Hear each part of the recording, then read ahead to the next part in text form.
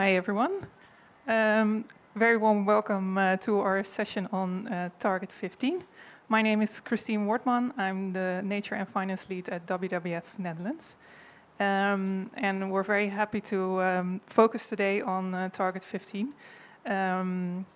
As we know that there are many high-risk sectors that we need to address when we try to bend the curve of biodiversity loss, which was also evidenced by our new Living Planet report, which we published about 2 weeks ago, which shows that just conservation is not enough to bend this curve. We also need to address our production and consumption systems. Luckily, we are aware of which sectors are of high impact, and these sectors are, of course, also the sectors that offer the opportunity to actually work on the transformation that we need. And today we're going to focus on 2 of those sectors, which is the finance and the food sectors. So just a brief introduction of our agenda and our panelists before we get started. So we're going to focus first on 2 case studies from the Netherlands. One is from Rabobank, the biodiversity monitor, and the other one is the biodiversity traffic light by Robeco, which they collaborated on with us, so I will be presenting that. And then we'll have a panel discussion on the food and finance systems transformation.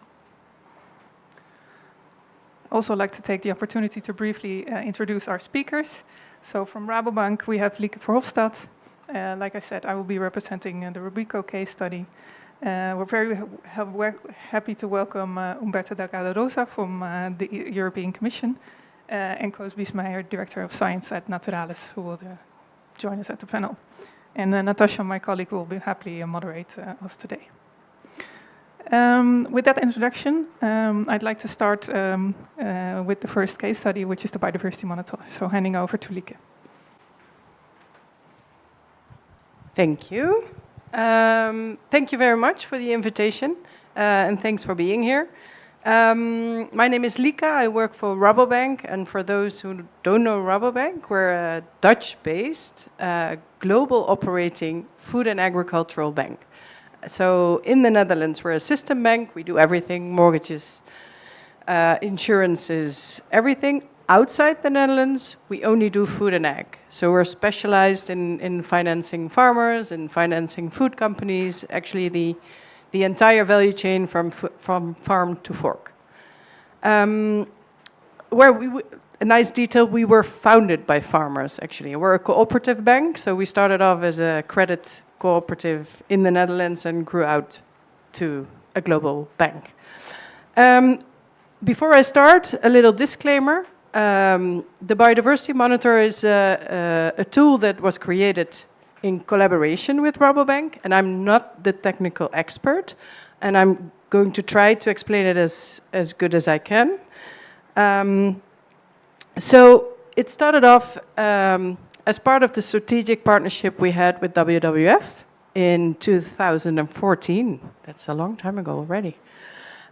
Together with Friesland Campina, who is one of the biggest dairy companies, well, the biggest dairy company in the Netherlands. And with the 3 of us, we thought there was a need for a tool to increase or to decrease biodiversity loss for dairy farmers. So we wanted to explore new business models with markets and finance. And to give you a bit of background on how the Netherlands is departed. So we have a lot of agricultural land, as you can see. So the dark blue part is agricultural land. Only this small part here, 50%, is nature. So there was a huge need to do something with these dairy farmers because they have a lot of impact on biodiversity. And in that agricultural land in the Netherlands, you see 53% is pasture land. So that's incredibly. Therefore, there was a huge need. And as I said, the dairy sector is, of course, very impactful for biodiversity loss. So it's water use, it's land use, it's soil use. Well, I probably don't have to explain it here. And the current situation, or at that time, and I think it still counts now, is that there's low returns on investment. So the dairy farmers have quite high costs per liter of milk, but the price is very volatile. So it's not always a very good business case. The investments for a dairy farmer are normally pretty high as well. Large risks, low returns. So it's quite difficult to convince them to work on biodiversity loss next to their normal jobs. So that's why, well, this was the goal, of course, so extraction and control to farming with biodiversity. So what we try to do is to see how we can incentivize these farmers to work on decrease of biodiversity loss. And with that, we try to indicate some key KPIs, so key performance indicators. This one I'm going to skip. So what we did is linking the KPIs to reward schemes, and not just one reward, but multiple rewards. So multiple incentives that are incentivizing the farmer to make the transition. Because if Rabobank would do only a discount on their loans, it would never be enough for a farmer to transition. But if they would get a higher price on their milk and a lower interest rate from Rabobank, it becomes more interesting. If then also the water company provides a discount and other stakeholders in their region, then it becomes really an interesting business case for this farmer, because there is multiple incentives. As you can see here, so water companies, financial institutions, even government worked along, the dairy processors, as I said, so Friesland Campina in this case. So by incentivizing the farmers multiple times, it's for them a reason to really make that transition. If you have more questions, which I can imagine, I can try to answer them. We also have an expert in the room, so maybe she can help me as well. But happy to answer some of the questions, and maybe in the panel we will come to that.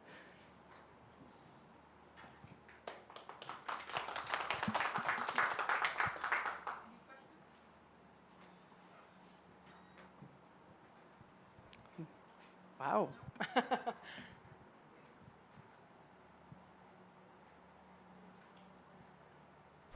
So, thank you, Lieke. Christine, you are now the next Yes, thank you. in the presentation. Yes, hello again. So, Christine from WWF Netherlands. I'm going to be presenting the biodiversity traffic light, which we developed together with Robeco, or I have to say Robeco developed with input from us. So Robeco is a global asset manager, but they're based in the Netherlands, and they have a very strong sustainability profile. And we started partnering with them in 2022 with a focus on integration of biodiversity into asset management. It's important to note that, like for all financial institutions, biodiversity is a material topic and a key risk. In case of Robeco, about 1/3 of their assets under management is exposed to transition risk, and about 1/4 is exposed to physical risk. So for them, there's a real business case in working on this topic. However, the challenge for Robeco is that they mostly invest in listed equity, which is listed companies. And for these companies, there is not really a standard available to assess how well they're doing on biodiversity. So Robeco is unable to kind of rank these companies and use that ranking also to make investment decisions. And this is what we try to develop with the biodiversity traffic light. So this graph kind of shows the whole interaction between impacts and dependencies and impacts. Sorry. So we have companies that depend on ecosystems and the services, but then we also have companies driving biodiversity loss through the 5 main drivers of biodiversity loss.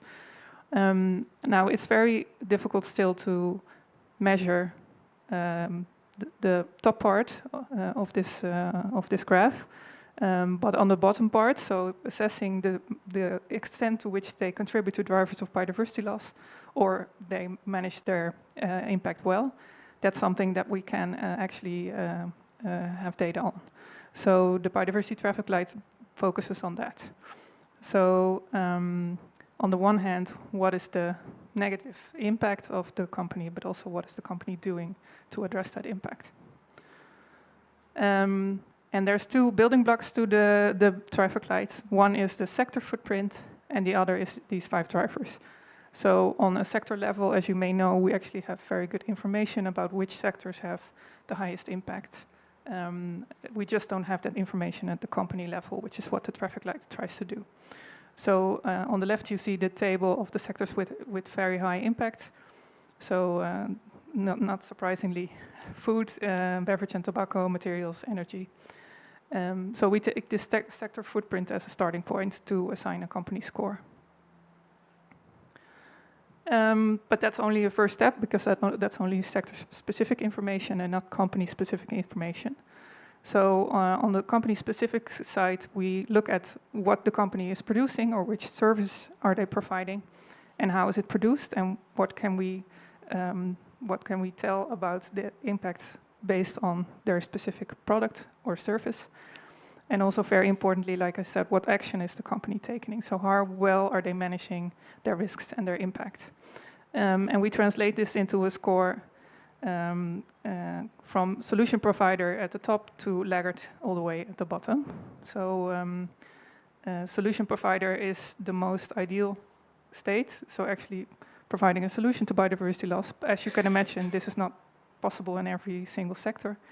And then the other sectors are more focused on the transition aspect. Sorry, before I go into the example, just one more thing to note is, so behind this 3 steps is a KPI list that we developed. But very importantly, we learned that we have to do this by sector. We can't make a generic KPI list. That doesn't make sense for biodiversity. So the KPI list is sector specific. And this is where we contributed to the process to have our sector sector experts provide input on what KPIs would actually be meaningful to use. And for some sectors, it's quite easy, for instance, because there's a very strong certification scheme. And for some sectors, it's quite hard because there's very limited data availability. So the current set of KPIs is kind of a compromise between what would we ideally like to know about the company and what is the data that is available at this time. So I have 2 brief examples of 2 sectors to kind of show you what it looks like with some examples of companies that we scored. So the first is the chemicals industry. Here, obviously, we don't have a solution provider, or we haven't come across one yet. So that makes sense also, given that this is a highly negative impact sector. So we detailed the key drivers of biodiversity loss for the sector, identified key mitigating action, and you see here also some examples of KPIs that we addressed. And on the right, you see modeling of a part of the universe, as it's called, so the possible companies that Robeco can invest in according to the scores. Another example from the pulp and paper industry. Also here we have no solution providers, which also makes sense. Again, a high impact sector. The key driver is land use change. And we have some KPIs for mitigating actions and KPIs. So we're currently now in the final stage of testing the KPI set, so applying it to, I think, about 7,000 companies, and review if the scores indeed make sense, or if we need to still tweak the scoring system. But we hope to have this done by the end of the year, and we'll also publish high-level document on the methodology to share it externally. But again, this is for Robeco a very important way to try to kind of crack the nut of differentiating between individual companies, so going further than the sector level. So for them, important to also to be able to offer this to their clients as an investment strategy. That was my short introduction of the traffic light. Are there any questions? Yeah. Do the companies know you are investigating them, or you just choose them randomly and you say, okay, this is the sector we are now looking in, and these are the 10 or 20 or 50 companies we are looking in, and how do you, and then are you contacting them so that they share with you what they do or not do? How does the process work ultimately? I'm going to try to answer for Robeco here. But so how it works is that they have, like I said, a universe. So that is a set of companies which they could potentially invest in. So they use this methodology to score those companies in that like universe box. And at that point, there's no real indication if there's going to be an investment for that specific company. So it's all based on public data and on in-house research for some of the KPIs that we developed. Of course, once Robeco decides to invest in a company, there's more fundamental research that they do. And once they have invested in a company, there's the possibility that they do engagement. So then there is a direct contact with the company. And that's usually around improving some sustainability aspect. So it can be biodiversity. But for this specific scoring, there's no direct contact. Yeah. Any other questions? Oh. We're going to bring you a mic. Thank you. Sorry if I missed it, but is this scoring public somehow? Because I do understand that you are to use it and not necessarily that you are going to invest in these companies, but are you making this public? And what is your interaction with possible, implications of this study going public? Yes, good question. So at this point, no, because we're still testing the scores and we want to be confident, or I say Robeco wants to be confident that they're actually a good representation of the performance of the companies. They have developed a similar approach for SDGs, and those scores are all public. So if the testing goes well and Robeco is confident that they're at a good point with the scores, I can imagine that they will consider also making the scores public, just like with the SDG scores that they have.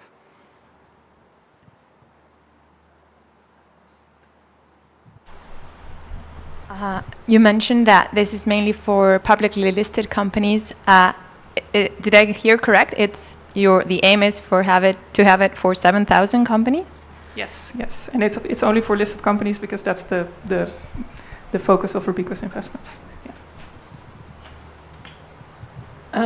Is the tool exclusively made for Robeco, or is it possible that other investment companies can use it in the end as well? I'm not sure about that, to be honest. Like I said, the SCG framework is publicly available. So it kind of depends on when we decide to make these scores public as well.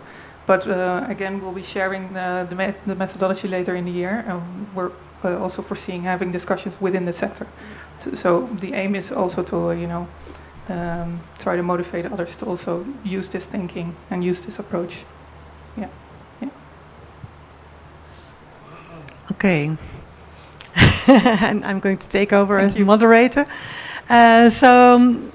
Today we are talking about Target 15, how companies and businesses have to assess and mitigate their negative impacts and also support and promote positive impacts on biodiversity.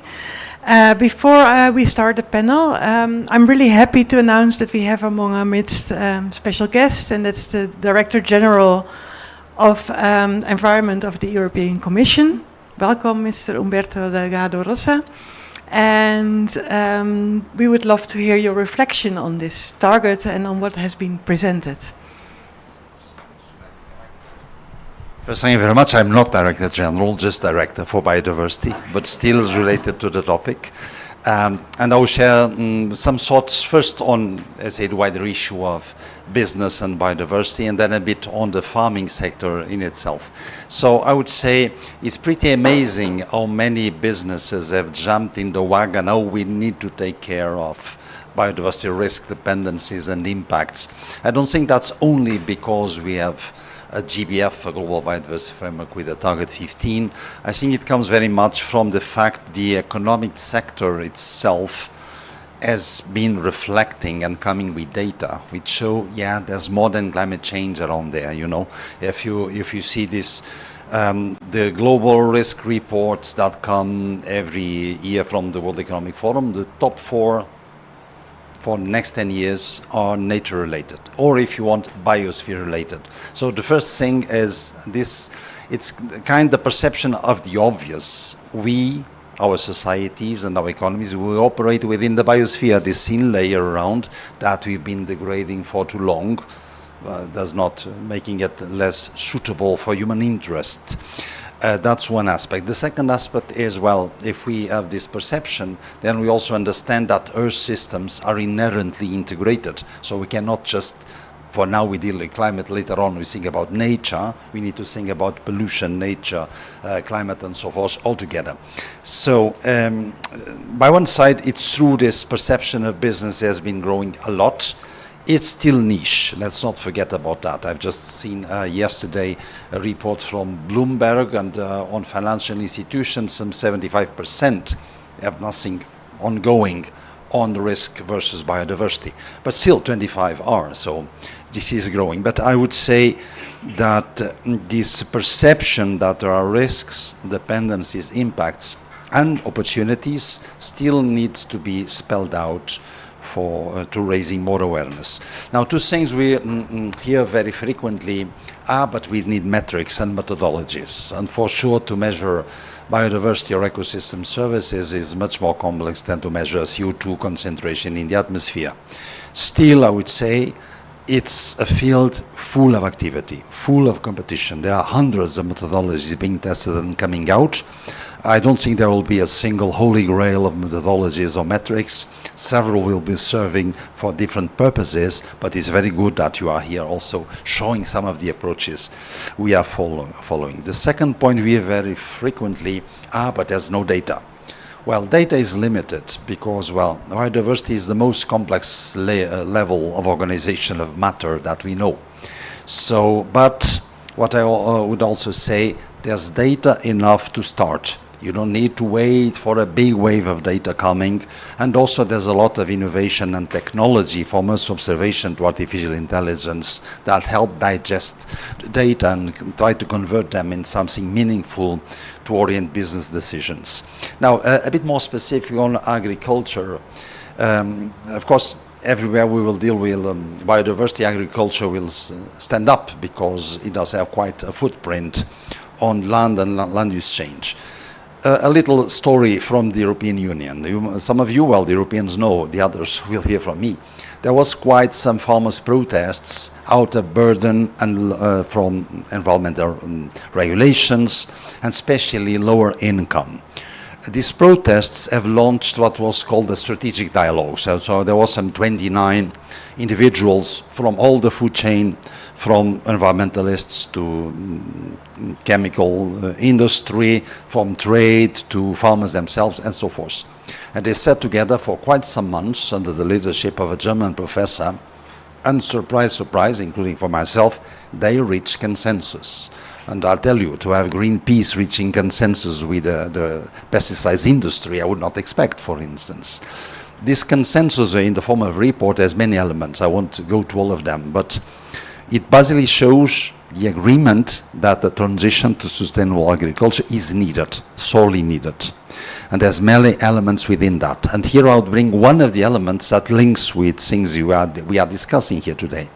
It does call for a benchmarking assessment of sustainability that could be applicable at farm level, so that, for instance, farmers could voluntarily apply that benchmarking system to show that they would comply, for instance, with EU legislation.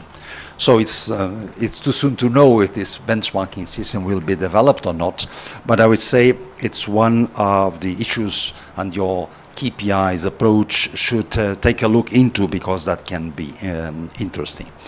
Let me just add two or more, three thoughts and I stop. One is Target 15 specifically addresses business, but it's not the only business-related target. All are related to business. This one is related to disclosure, which is a specific issue. In terms of farming, or if you want the primary sector, also forestry and fisheries, in a way it should be the one not harder to disclose, because it's closer to the biodiversity itself, impacts, risks and dependencies.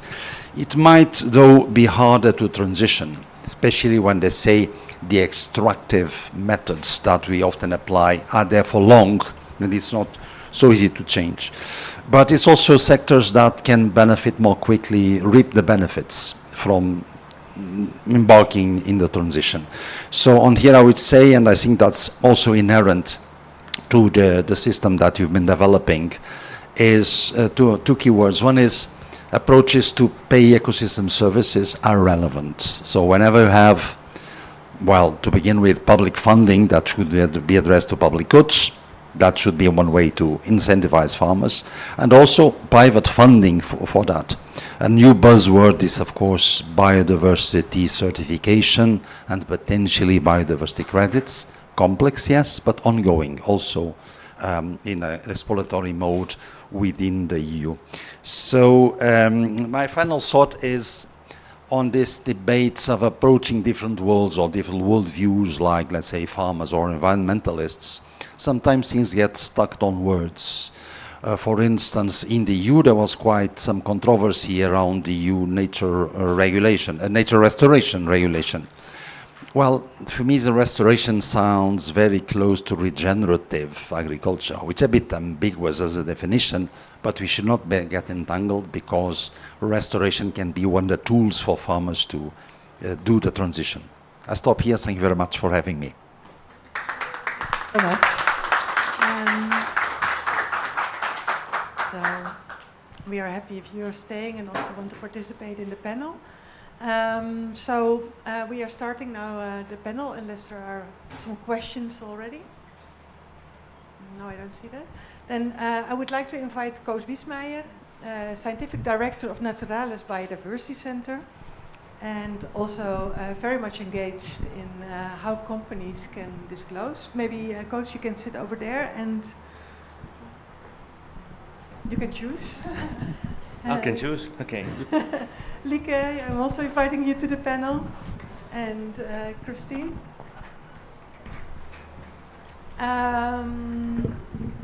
Let me start. Koos, maybe you can give also maybe some introductory notes on how you see Target 15 and the role of businesses in biodiversity protection. Yes, maybe I'll first say what my business is. I work at Naturalis Biodiversity Center, which is the Natural History Museum of the Netherlands. So there we have a library of the past, 43 million objects, and if the door is closed, they are without value, of course. And I can say that we talk about a transition in the institute, and in many knowledge institutes there has been a transition as well, from looking inward and trying to describe all these species and go to nice places and discover things, to, yeah, is that all we do? What the hell, what kind of impact do we have if we only publish papers and all that? My transition was due to working on the IBES report on pollinators. I know quite a bit about bees and pollinators and pollination. I won't talk about that, but you can publish papers, nice, but then we negotiated this whole report in IBES, and it really changed my life. There are 190, 170 companies said, hey, this is what we need to do. And then suddenly they start asking questions that we can't answer. So that's my engagement in these kind of things. Companies also. Now I'm professor of natural capital, doesn't mean I know everything about it, but I can tell you that visits of bees lead to apples or pears or whatever, and what the value is. And I can spend my whole week working with companies trying to solve this puzzle together. So we have a cooperation with KPMG, for example, building a tool, seeing all these data that are there, you're completely right, all these data that are there, how can we use them? On the other hand, with banks, we are training people at banks, or we have a large partnership with BNP Paribas. There's more about awareness, because it's not that you need data before you can act. I always say, well, economic models are really bad, as you know, because there's a virus coming by and they go bzzzt, and there's a war coming by and they go all over the place. And still companies invest billions and they trust them somehow. So you don't have to understand everything and have all the data. You have to understand the system more or less. And that's what we have to do here as well. So that's why I like, for example, the biodiversity monitor, because it acts on the conditions, on the opportunity, creating opportunities for biodiversity, instead of only looking at species or at specific things. You have to let nature is a super strong process, and there's all kind of things in there. They will outlive us as humans, by the way. But if you let it go, if you create the opportunities, then you can create it, and it brings it closer to the farmers. That's my way in.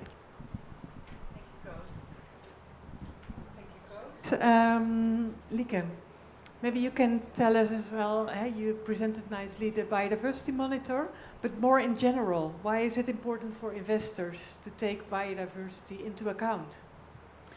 Yeah, let me start with, Rabobank is not only an investor. We do have an investment department, but we're an all finance institute. So we did an analysis on our portfolio. And as I said in the beginning, we're a food and agricultural bank.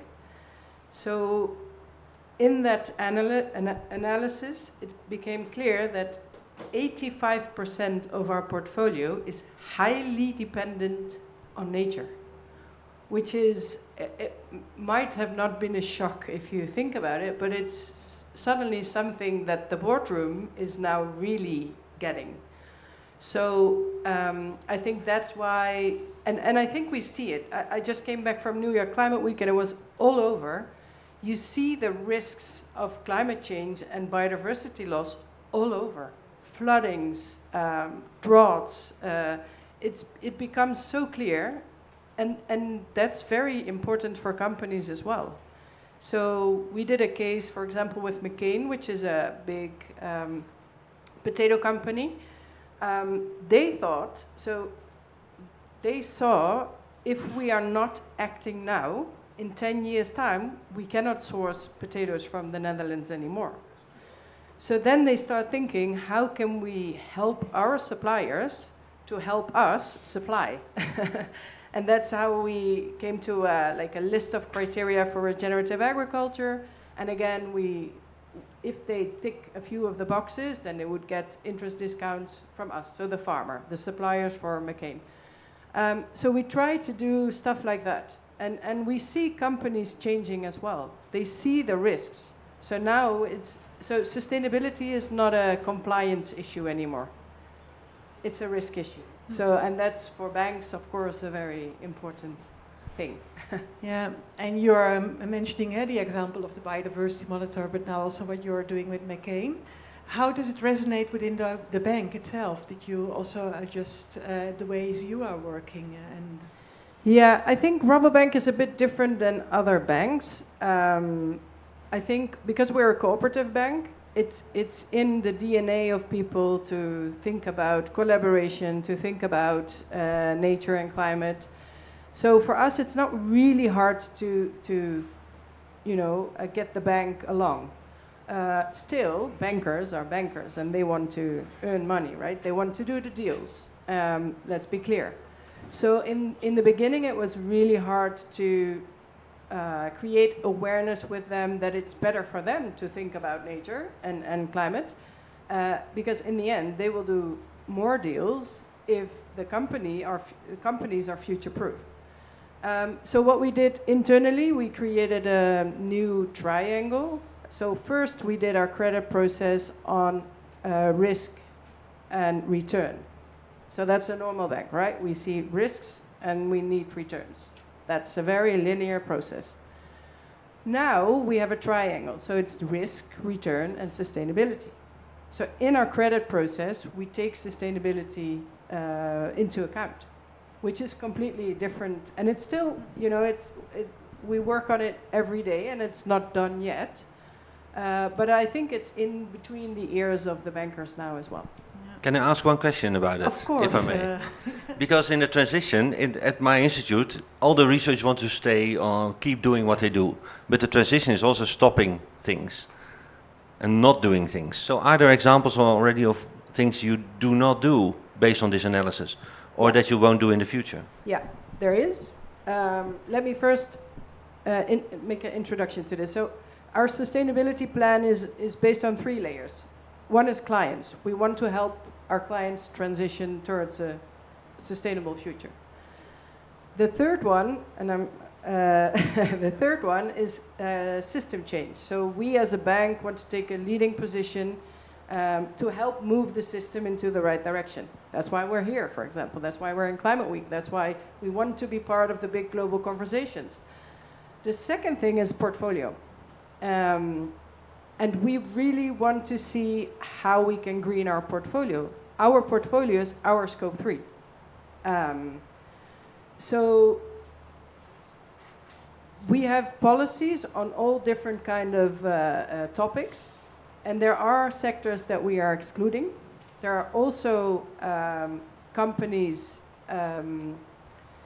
that we exclude or that we have conversations with, and that if they can't meet our criteria, then we say, sorry, we can't finance you anymore. I also want to say it's not the solution only. So, for example, we finance a lot of farmers, right? And we can say, so dairy farming is quite impactful for biodiversity. So we can easily say, to be a green bank, we don't finance any dairy farmers anymore. But then we just move the problem, because another bank will pick them up, and they will finance it. And with our knowledge of 125 years of banking farmers, it would be an enormous pity if we just said, okay, we're not going to finance you anymore because you're in a sector that is way too polluting. So we rather stay in conversation with our clients than immediately say no. But there are, of course, sectors that we don't finance, yeah. Thank you. And I think you're also showing the kind of dilemmas that you are facing in this transition period. And that's really nice also to open up about that, because I think all these kind of transformations that we are looking for is also partly dealing with dilemmas and how to be mostly inclusive as well. Christine, how do you see as WWF Food Finance Lead the importance of having this kind of discussions with businesses on risks but also opportunities? Yeah, I think also from the financial sector perspective, the businesses are crucial because, of course, that's where the actual impact happens. And the finance sector is one step removed from what we call the real economy. So really understanding the companies that you are investing in or lending to, but also understanding, okay, what is their reality and what is a transition pathway that we envisage, I think is crucial both for us as WWF, but also for the finance sector.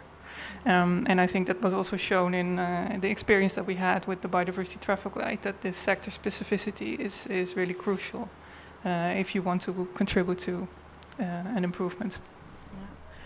Koos, you are also working with private companies and also with banks. What do you see as the main challenges of moving the sector towards a more, not only looking at biodiversity risks, but also opportunities?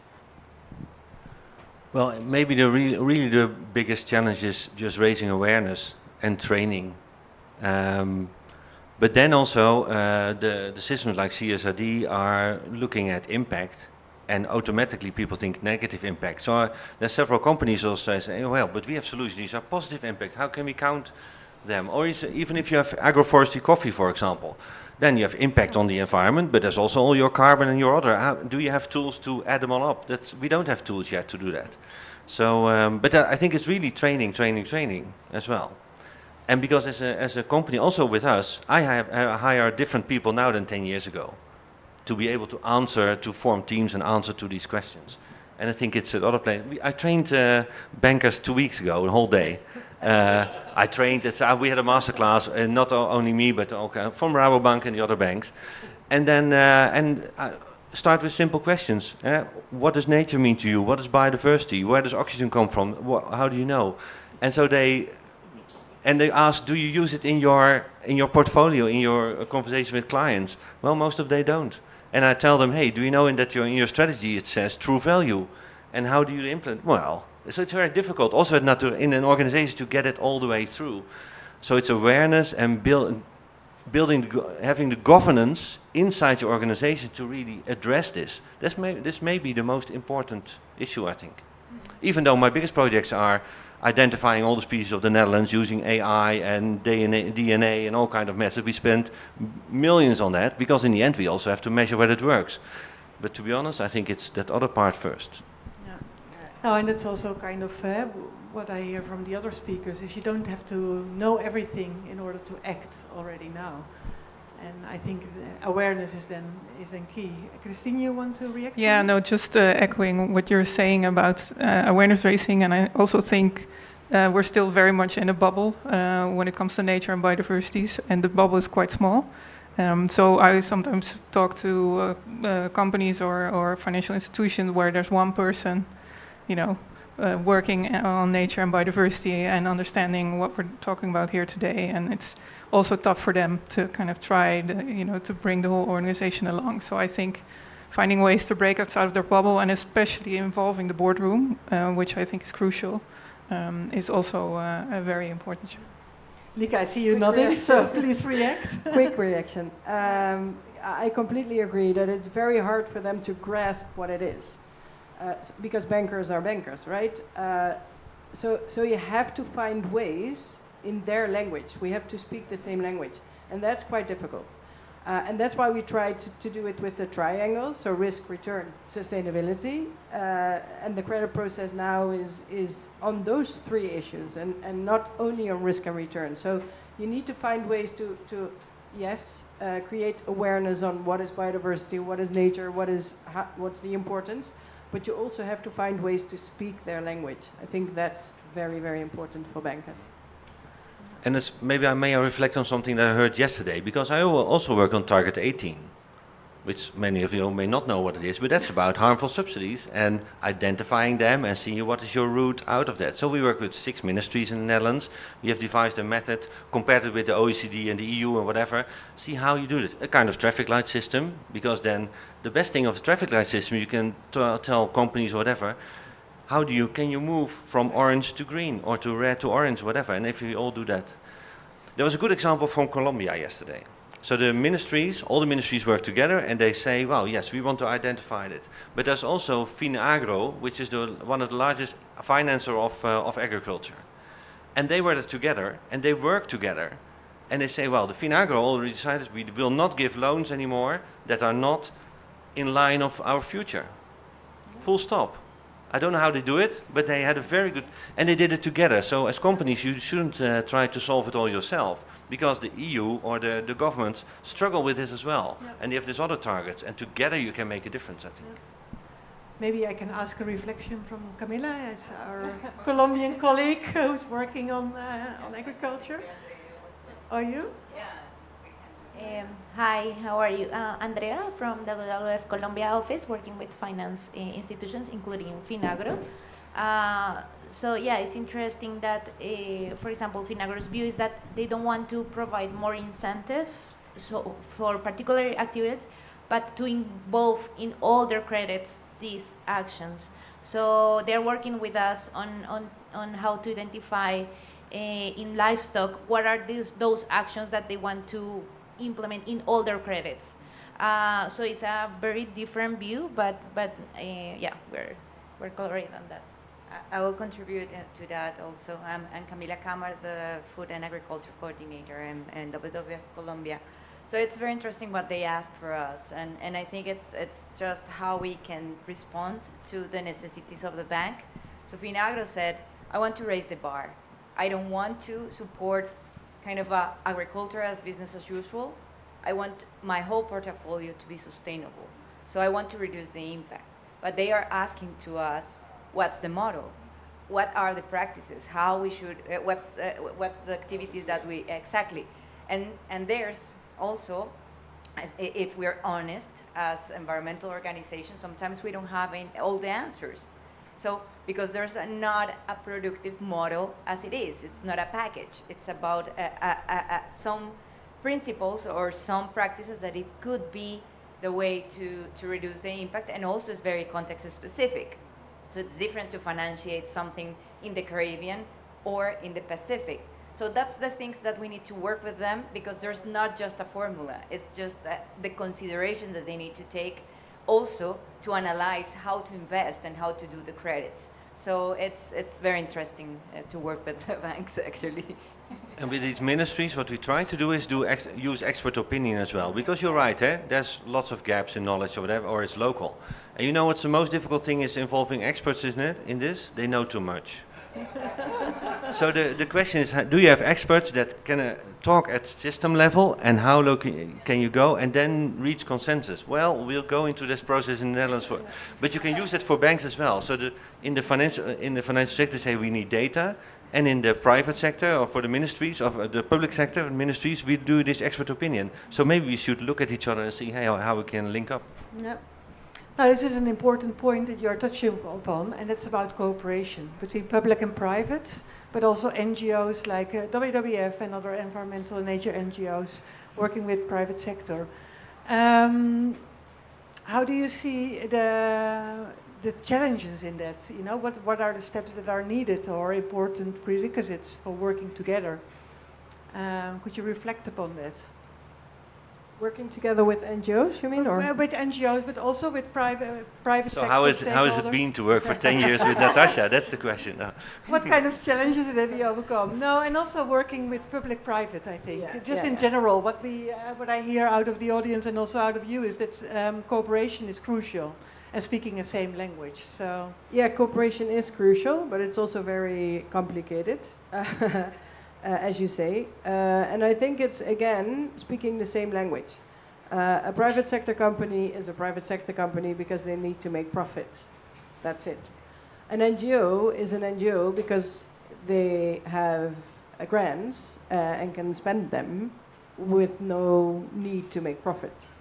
So it's two complete different worlds, but we definitely need each other, because at Rabobank, we know about banking. At WWF, you know about nature. And you need to integrate those two to really make it happen. So, yes, it's complicated, but it's very much needed. And you see, like the biodiversity monitor, it is possible. It's really possible to work together with private sector, public sector, to reach some of the goals that you want.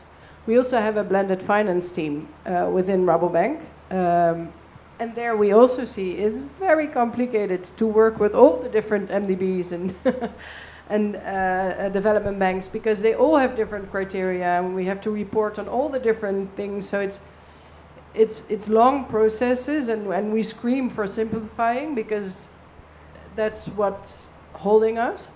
But after we have our own blended finance fund, which is called Agri3. Maybe you can explain, because I don't know if everyone in the audience knows what blended finance is. Sorry, yeah, sure. Try to speak our language. Yeah, that's what I mean. So blended finance is actually, as it says, it's blending public money with private sector money. So we use public sector money to de-risk the private sector money that is being thrown out. So, and it's complex deals, right? So you have to structure them. And you normally have a first piece, which we call junior debt, which is either grant or concessional finance, or and then you have the mezzanine, which is mainly the de-risking part. So there's public sector entities that would give their public sector money to take the first loss, which is very important for banks, because what we do when we assess a business model or a finance application, we assess the risks, and if the risks are high, then the interest rate is high, and we don't know if we can do it if the risk is really high, which in many cases, if you work on biodiversity or nature or transitioning farmers, or the risks are very high. so then the mezzanine piece, so the middle piece is the de-risking piece that comes from public sector, which is in theory a very nice and interesting solution, but it's quite difficult in practice. So We have a few nice examples. So that's very good. So then you basically use public money to buffer your risks, in a way. Unlock But private sector. yeah, no, We like to okay, say that's unlock that's private sector okay. money. Okay, I'll next time I'll say unlock private sector. Okay, but what about the other way around? No, but what about the other way around? Our governments have a big struggle in financing their infrastructure and all kind of other things. Our Ministry of Infrastructure and Water, they're going to spend hundreds of millions on, keeping the Netherlands above sea level and all kind of other things. So I was thinking, why don't we do blended finance the other way around? Because if government spends money on the infrastructure, then there's a whole potential for greening that, for having biodiversity credits on top of that maybe. I asked the ministry whether it would be interested. They said, but you see what I mean? I mean, now you have to tender for the lowest level of infrastructures, but companies have to report in the CSRD what they do in terms of impact, and that could be part of their impact. We do a lot of infrastructure finance together with government, so it's called project finance. So we already do it. It's not really blended finance, actually. No, but okay. Anyway. Yeah, I think Koos is also mentioning that you can make a biodiversity benefits on top of like this. construction companies. They, Heijmans, a big construction company in the Netherlands, they are listed on the stock exchange. So they need to adhere to all these things already. Yeah. And they think, hey, how are we going to add up? Yeah. Christine. Yeah, just to come back to your question on challenges, and I think speaking each other's languages is important, but behind that is understanding each other. So really trying to understand the other side and take that back within yourself, like on a personal level, but also taking that back to your organization. And I think that's the most challenging. So if like the three of us are in a collaboration, we might be very understanding, but we need our organizations on board. And I think that's also really important. Yeah, they're often lagging behind. In my at the Most of the Natural History time. Museum, you think they all love nature, but they're lagging behind on this. You're right. Yeah. Now that's an important lesson, and of course we are here in Cali on the COP, so it's also about implementation by governments. From your perspectives, what are your learnings and lessons to take away and to bring here on the table, also in the negotiations that are taking place and also in the implementations that governments need to do on in their national strategic biodiversity strategies and action plans? Knowing all this and already having this experience, what would be your recommendations towards national governments or a European government? Go ahead.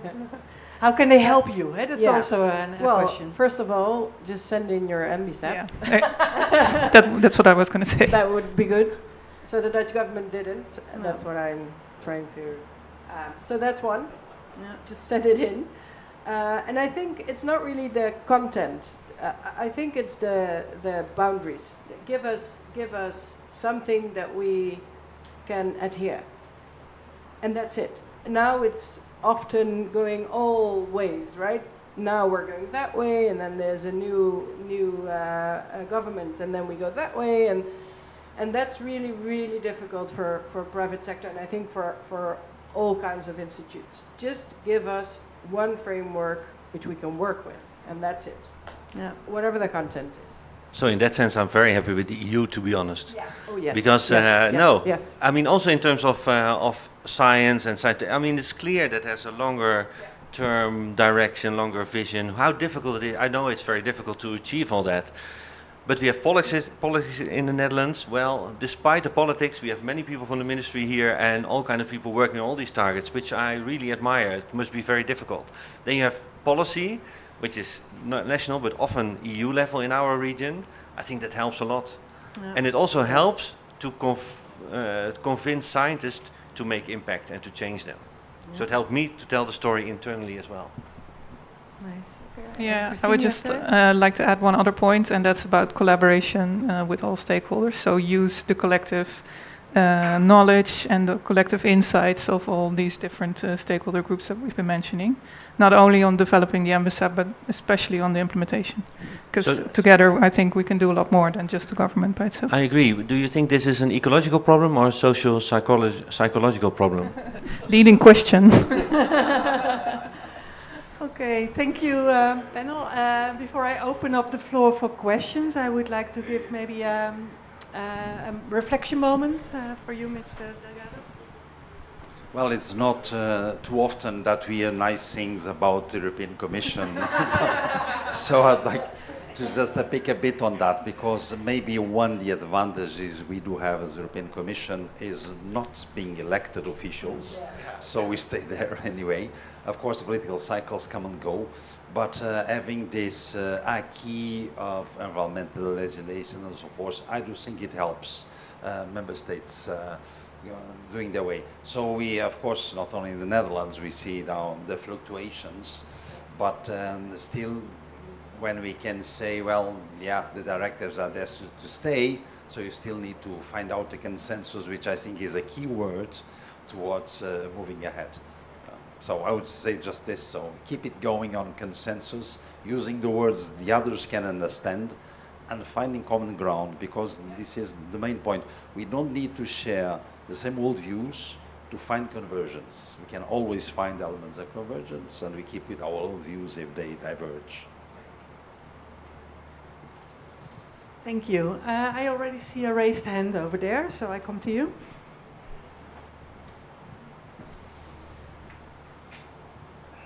Thanks for the great discussion. I think that all of you were touching the most important points. Conversion, dialogue, understanding the language, I think is crucial.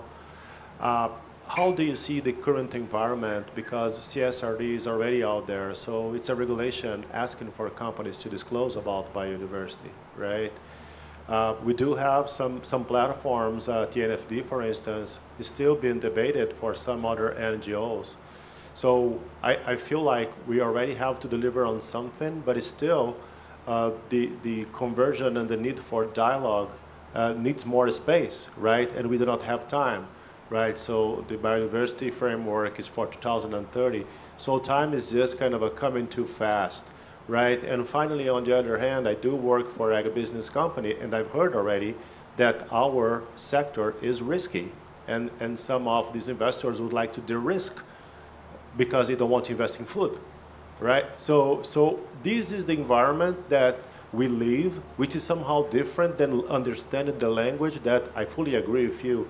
But how do you see this duality? How can we work together and not to point fingers for those that are not necessarily reporting on the very same, words that an NGO or other institution would like to see? Yeah, I think from our perspective, the CSRD is actually helpful because it puts the whole topic of sustainability on such a high level, also on board level. It's like CFOs now concerned with sustainability for the first time. So we try to use that opportunity to also advocate for biodiversity and nature. Of course, whether or not that is a material topic for companies depends on their own materiality assessment.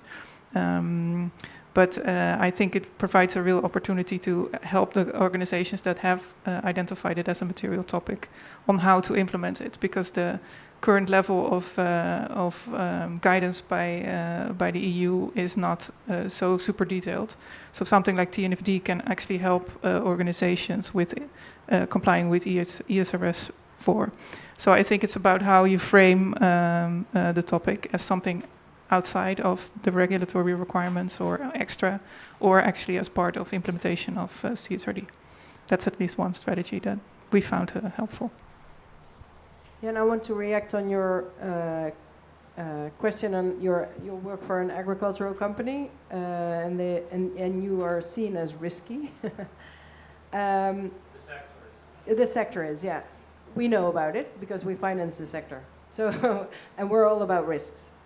I want to say that I think there's good things happening at the moment when it comes to food and ag, because it's getting higher on the agenda each and every COP. So that's for one, very good, because it's a very impactful sector, but they also have the ability to make the transition and make it even nature positive.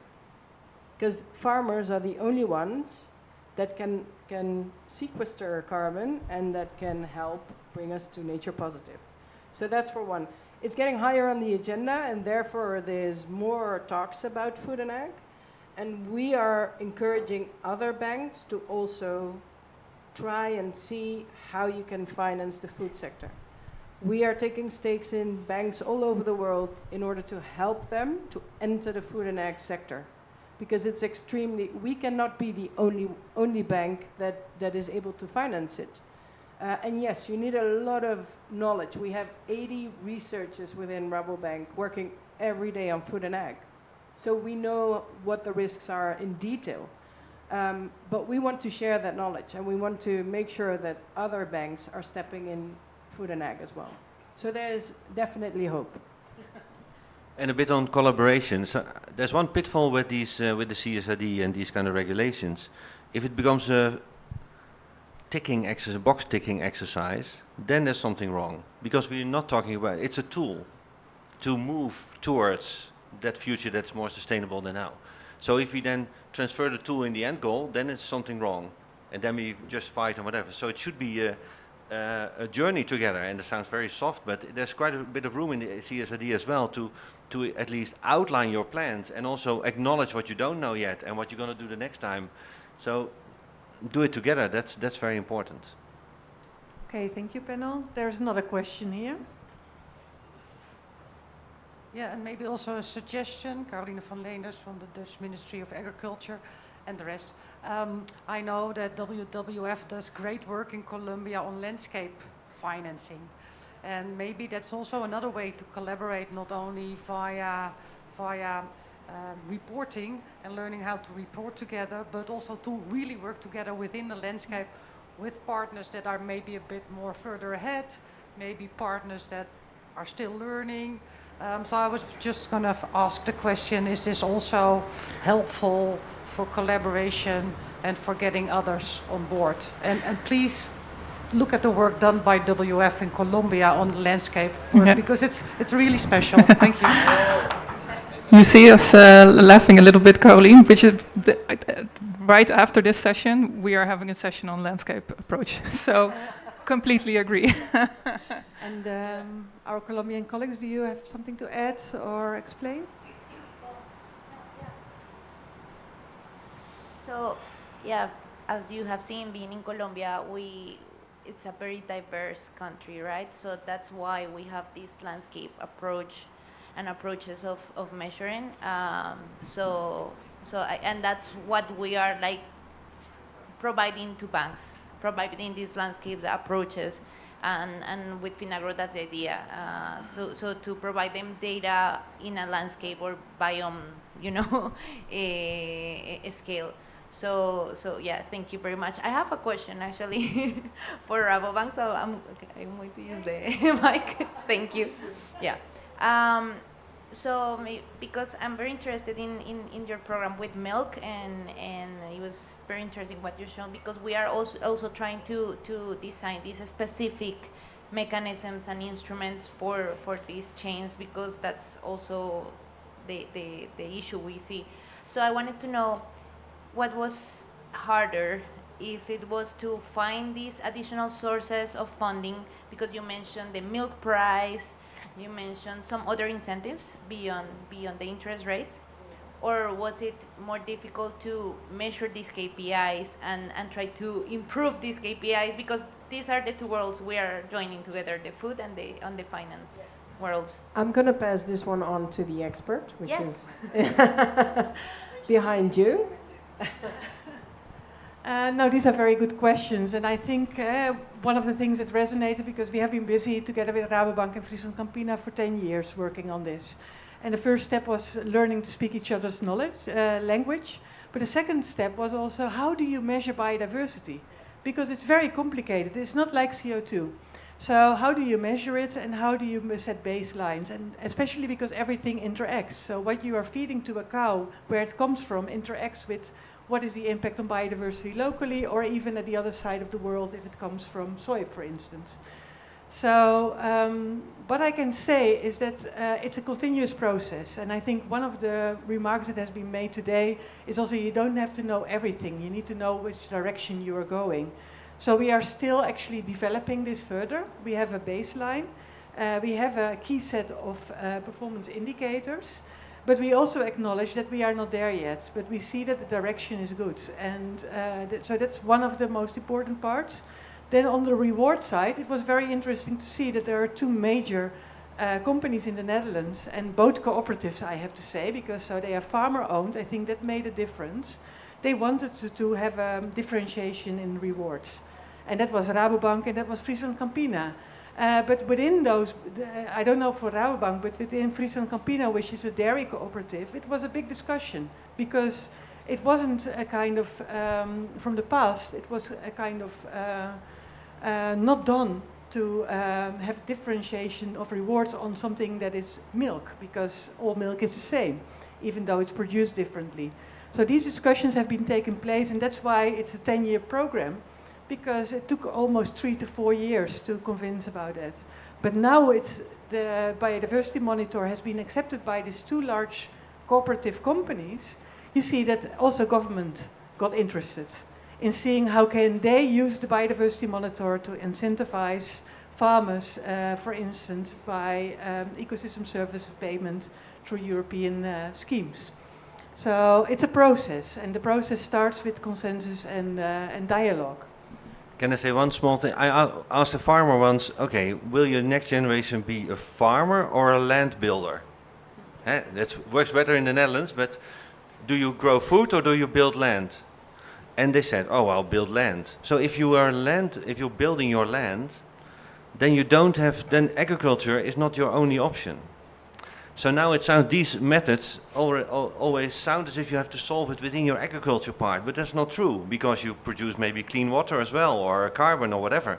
So that would be a real transition, I think, personally. If you say from farmer, you go to building a land and then together, and then you can see what are the broader values and how can we then finance it. But that's true value, probably. That's true value, yes, of course, yes. Systemic. So you have to pay farmers for the milk they don't produce next time. You don't have to convince me. There's somebody here already like to ask a question way before this. Yeah, my name is Evans Mswahili. I come from Kenya, but I'm here with the Global Alliance for the Future of Food. And this is one of the discussions we have been following very closely. To the two ladies, biodiversity monitor and biodiversity traffic light, at face value, seem to be the same thing, but of course, with very differentiated approaches and objectives moving forward. I just wanted to pick your minds on this. Moving into the future, don't you think it can make a lot of sense you collapsing the two initiatives together to produce a bigger synergy, have a better opportunity for more co-creation? Thank you. Yeah, quickly to react on that. That's why I was asking if it was exclusively made for Robeco, because I think this is an interesting tool for all financial institutions, at least the financial institutions that do investing. The biodiversity monitor is actually now like a spin-off of the biodiversity monitor, has been launched last week for Europe. So we are expanding. And yes, I think it should be something that others can pick up as well, because we are not doing this to say, okay, this is Rabobank doing it. We are doing this because we see it's needed. And therefore we also encourage other banks to do it. Okay, thank you. Another question. Camila, I don't know if it's a question, but getting back to the challenge of designing the product or the data, I think it's another thing that it's important. It's how open to change are actually the producers to adoption. We can design something that it's great, but maybe they don't want to change. And saying that, I have another layer in this, is that I think that this is very direct to actually farmers that are in business. But in Colombia and a lot of countries, we have smallholders that it's livelihoods, and they are not associated to the banking system, and probably they want, or I don't know if they don't want to, but it's another change. And how do you thinking that, because it's the big base of production in a lot of places, and I know that the answer can be we're working for this type of producers. It's fine. It's just maybe if you have any thoughts about the smallholders and the livelihoods. Yeah, now you're touching upon my passion. I worked for Rabo Foundation for about 10 years before I went to another department. So yes, smallholder farmers is very, very important also for Rabobank, to be honest, because not only because we have a foundation who finances these farmers with soft loans and nice conditions and everything, that's why it's a foundation, but also because in our portfolio there's a large amount of companies that source from smallholder farmers, so coffee and cocoa. And we are, I think, the biggest bank in coffee banking. So for us, that's a very important topic. And that's why we built the foundation solely on smallholder farmers. So yes, and I think in the coffee and cocoa sector, it's like more or less regulated, right? There's cooperatives and we can finance the cooperatives. And if you look at other crops, it's going to be more difficult. And that's where I think the challenge lays. And for me, it's not only focusing on these farmers. For me, it's focusing on rural development. So that means focus on SMEs as well. The processing companies, the cooling companies, all the things needed for the rest of the value chain, and locate it locally, because that creates jobs for the farmers that cannot make profit from 1 hectare. So that's my personal view. And yeah. Any other reflections from the panelists? Well, small farmers, smallholders they always live in landscapes, and often together with many other smallholders. And biodiversity works at landscape scale, and the impact of climate is not that it's becoming hotter or cold, that the unpredictability is higher, and the variability. And nature knows that what do you do if it's unpredictable, then you have to diversify. So in fact, diversification in all kind of ways, in your maybe your funding streams, but also your crops and whatever, that's the key then. And work together at landscape scale, because then you can also mitigate some of these things, but especially adapt to some of the climate change and the water and other issues there. And so then I think also governments should be more aware of that. So governments should look at small-scale farmers as producers, but not through the business line, but through the landscape building line. Okay, thank you. To add to that, the companies are also part of that landscape. Oh, I know. So, yes. So I talked to the second biggest coffee company last week, JDE Peets, and you know them, of course. They have, I think, 500 or 800,000 smallholders, and they asked me, "Hey, can you help? How can you advise how we can construct these landscapes? How can we measure our impact?" So then I talked about AI and DNA and whatever. But yes, we can work together on that. Absolutely. Okay, that's very good. So also looking at the time, are there still some questions? There's still room for a few more?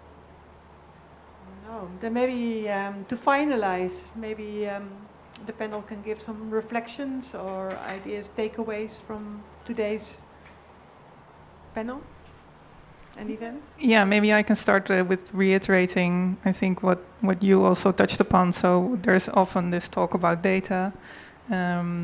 What I like to say is nature is noble, at least for the science, from the science perspective. So even though we might not be able to measure everything perfectly down to the comma behind the comma, there is a lot that we are sure about. So I think we also need the courage to kind of rely on that information, or call it expert judgment or whatever, but not let it hold us back from moving forward. Thank you, Christine. Nico? Yeah, if I would say something, I think it's really time to act. Like in the past years, we've been talking about commitments, we've been talking about disclosure. Disclosure means action, I think, or it creates action. And I think we are past that. We have signed the commitments, we know what to do, but we now need to act. And I think the tools that we presented today are two of the examples that you can think of. But I think we need more of these examples, and we really need to start to act. Thank you. Koos? Yeah, and I've never met anybody who is in love with CO2, but I meet all the time. I meet people who are in love with nature, and we shouldn't forget that, because if we just instrumentalize it with tools and whatever, then we don't unlock that part, and we should really do that. Because I mean, I talk to CFOs, and then half of them say, well, okay, CSD, of course we're going to do it. But it's our purpose. We want to be a company that does this and this. And everybody has this kind of passion. We should unlock that, because that's a parallel stream, which is very important in this process. Thank you. Thank you all. Thank you to the panelists. Thank you, Mr. De La Rosa. And thank you to the audience for being here and engaging in this really interesting discussion. And wishing you a very nice COP.